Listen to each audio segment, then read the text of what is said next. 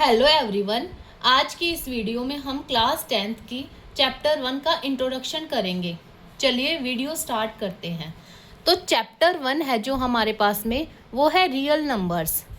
तो सबसे पहले हमारे पास में नंबर बेसिकली 2 टाइप्स के होते हैं। First is real number, second is imaginary number. ठीक है, जो रियल नंबर्स हैं हमारे पास में वो भी फिर 2 टाइप्स के होते हैं, रेशनल नंबर, इरेशनल नंबर। तो जो रियल नंबर्स हैं वो हमारे पास क्या होते हैं, जितने भी हमारे पास में नंबर लाइन पे नंबर होते हैं वो हमारे पास में रियल नंबर्स होते हैं। तो इसकी डेफिनेशन है वो क्या आ जाएगी, all numbers that can be shown on A number line.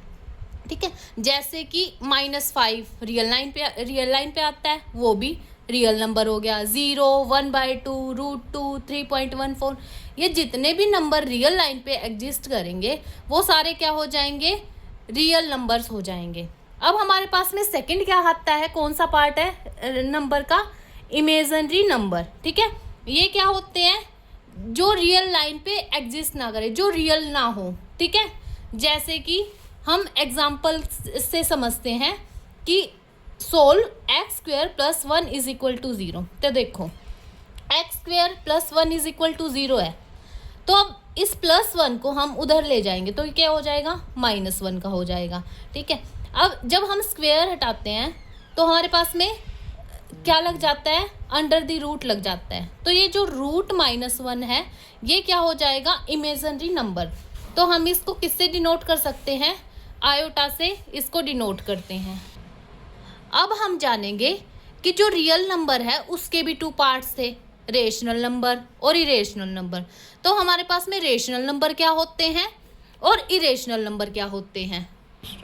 अब देखो, जो रेशनल नंबर क्या होंगे, any number that can be written as p/q, मतलब जो भी नंबर हमारे पास में p/q की फॉर्म में लिखा जाए।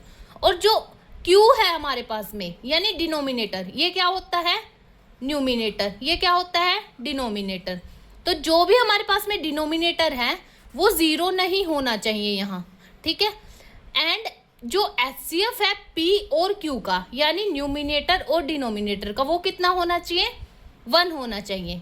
तो हम एग्जाम्पल ले सकते हैं, जैसे 2 और 3 क्या क्या चीज़ें बताई हैं, p/q की फॉर्म में। तो p/q की फॉर्म में q ≠ 0, तो यहाँ 3 है, 0 नहीं है, तो ये क्या हो जाएगा। और HCF देखेंगे 2 और 3 का, HCF कितना हो जाएगा, 2 और 3 का 1 हो जाएगा। तो ये क्या हो गया, रेशनल नंबर। वैसे ही -3/7 में है, वैसे ही 0/3। अगर देखो 3/0 होता तो ये हमारे पास में रैशनल नंबर नहीं होता, क्योंकि जो डिनोमिनेटर की वैल्यू है वो कितनी आ जाएगी, 0। ठीक है, लेकिन ऊपर है 0, ये तो न्यूमिनेटर 0 है, तो ये हमारे पास में रेशनल नंबर हो सकता है। ठीक है, और एक चीज़ और, जो कन्वर्स होता है रेशनल नंबर का वो क्या होता है, एक रेशनल नंबर ही होता है, सिर्फ 0 को छोड़ के। ठीक है, जैसे कि फर्स्ट नंबर हमारे पास में था 2/3, फर्स्ट एग्जांपल था जो। अब मैं 2/3 का रेसिप्रोकल करूँ, कितना आ जाएगा, 3/2। ठीक है, जो 3/2 ये भी क्या है मेरे पास में, रेशनल नंबर है ना। -3/7 है, -7/3 भी रेशनल नंबर हो जाएगा। अब जैसे 0 को छोड़ के, जैसे 0/3 है, अगर इसका रेसिप्रोकल करूँ तो क्या हो जाएगा, 3/0। तो डिनोमिनेटर में क्या आ गया, 0। तो ये हमारे पास में क्या नहीं होएगा, रेशनल नंबर नहीं होएगा, क्योंकि कंडीशन क्या है कि जो डिनोमिनेटर है वो 0 के इक्वल नहीं होना चाहिए। तो ये होते हैं हमारे पास में रेशनल नंबर।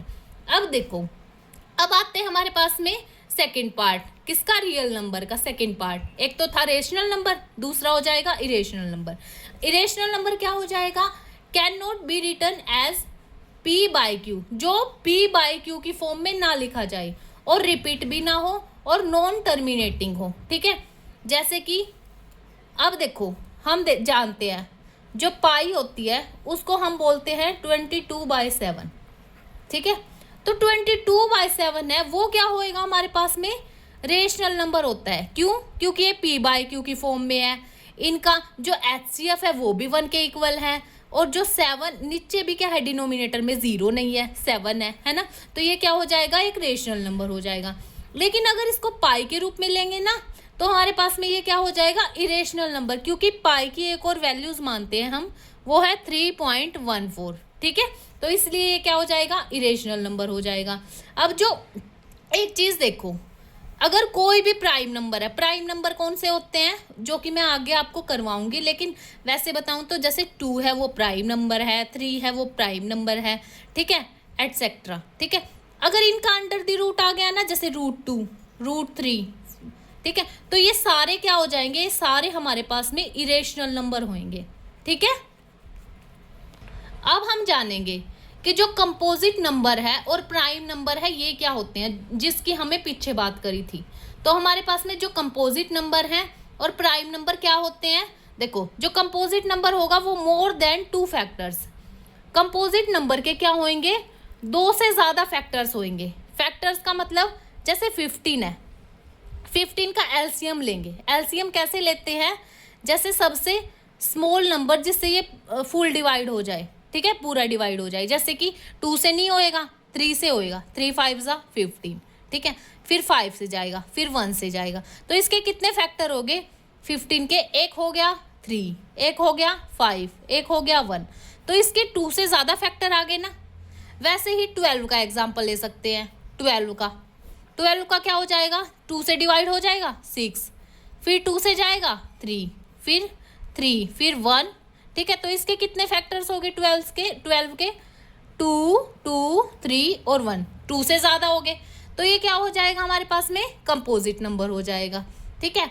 अब नेक्स्ट है हमारे पास में प्राइम नंबर। प्राइम नंबर क्या होता है, जिसका ओनली 2 फैक्टर्स हो जिसके, ठीक है।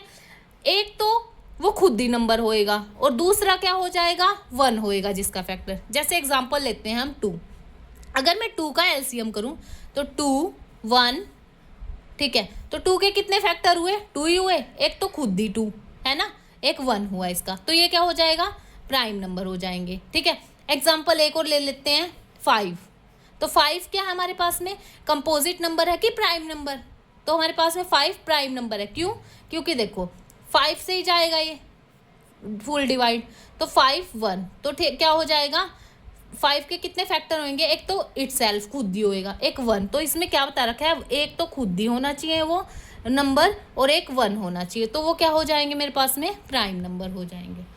Thanks for watching.